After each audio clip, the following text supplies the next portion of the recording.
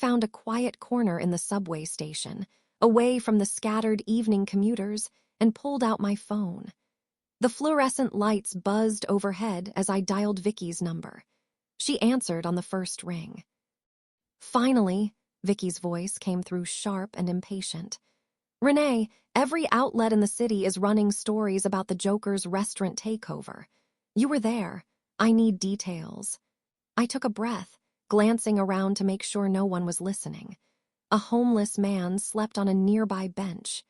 2 teenagers were absorbed in their phones. Vicky, I do have a very good scoop, but this is a very dangerous story. There's a good chance I might get killed for telling you this, but there's plenty of criminal activity going on in the city featuring Shrek. Silence on the other end. Then, what kind of criminal activity? The kind that involves the Red Triangle Gang, bribery, and a power plant that isn't what it seems. I kept my voice low. I have documentation, but it's incomplete. I need more time to verify everything before we can publish. Renee, Vicky's tone shifted from competitive to concerned. Are you in danger right now? I thought about the penguin's umbrella tapping against concrete, the ringmaster's scarred smile, Joker's manic grin. Probably, but when isn't someone in danger in Gotham? That's not funny. She paused. Listen, if you've got something real on Shrek, we need to be smart about this. He's got lawyers, money, and apparently muscle. We go too early with half a story, he buries us and the truth. I know. My train was approaching, the rumble growing louder in the tunnel. Give me 48 hours. If something happens to me, there's an envelope with a friend. I'll make sure you get access to it. Jesus, Renee, maybe you should go to the police. I almost laughed. I already talked to Gordon. He's aware. But this is bigger than just a police matter. This is about the city, Vicky. Shrek wants to control Gotham's infrastructure. The train pulled into the station with a screech of brakes. I have to go. I'll call you when I have something solid. And Vicky, be careful. If they're watching me, they might be watching my colleagues too. I ended the call before she could protest and boarded the train. 40 minutes later, I was descending into the bunker beneath Wayne Manor. The hidden entrance through the old groundskeeper's shed still amazed me. Bruce's paranoia had created layers upon layers of security that even decades later remained undetected. Alfred met me at the entrance, his weathered face creased with concern. Miss Renee, Master Bruce has been quite anxious. He's been analyzing those documents since you called. Thanks, Alfred.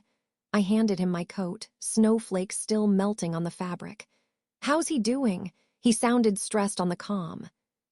He's in his element, Alfred replied with a slight smile. Reminds me of the old days, actually, though I do wish he'd remember he's not a young man anymore. I made my way through the bunker's corridors, past the training room where I'd spent countless hours learning to fight, past the armory where my crimson claw suit hung waiting. The command center was ahead, bathed in the blue glow of multiple computer screens. Bruce sat at his workstation, gray hair slightly disheveled, reading glasses perched on his nose as he scrolled through digital files. The Joker's manila envelope lay open beside him, its contents spread across the desk. Renee, he didn't look up. The documents are real. Financial records, building permits, coded communications. Joker's insane, but he's thorough. I approached the desk, studying the papers. What's the full picture? Bruce pulled up a schematic on the main screen, blueprints of Shrek's power plant. This isn't a power generation facility. It's a capacitor array designed to store and redirect the entire city's electrical grid. Once activated, Shrek will control when and where power flows in Gotham. So he holds the city hostage, I said, my stomach sinking. Worse. Bruce zoomed in on a section labeled Primary Distribution Node. He can selectively shut down entire districts. Hospitals, police stations, traffic systems.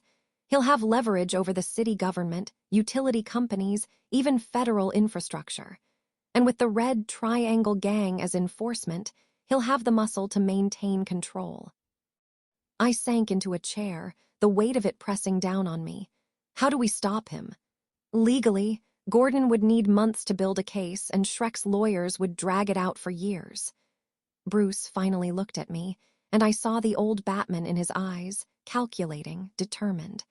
As Crimson Claw, you'd need to physically shut down the facility before it goes online, but you can't do that alone. So we need help. A voice came from the shadows near the entrance, familiar and carrying a hint of amusement. Good thing help just arrived. I spun around.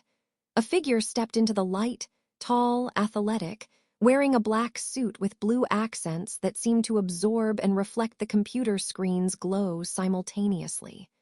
A mask covered the upper half of his face, but I'd recognize that confident smile anywhere. "Dick," I breathed.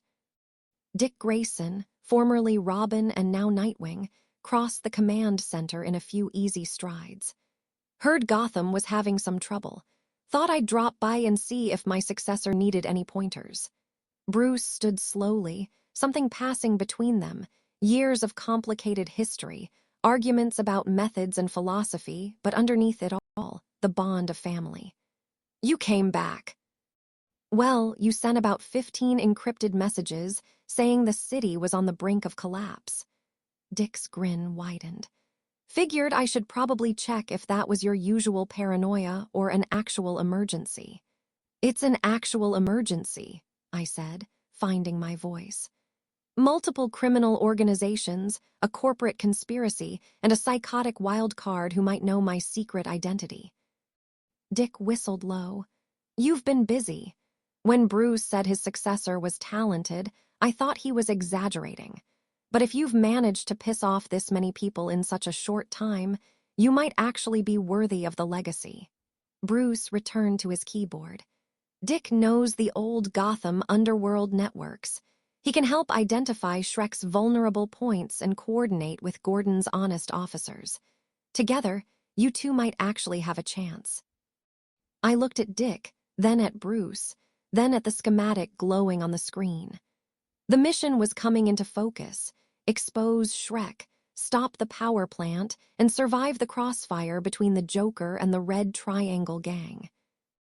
"We'll need a plan," I said. Dick cracked his knuckles. "That's what we do best. But first, tell me everything about this Joker character. Bruce mentioned he survived a chemical bath." As I began recounting the restaurant encounter, Alfred appeared with a tray of coffee. The bunker felt less empty with Dick's presence, less like a tomb of Bruce's past, and more like a base of operations for Gotham's future. But the clock on the wall reminded me that in 2 hours, I had to meet Selina.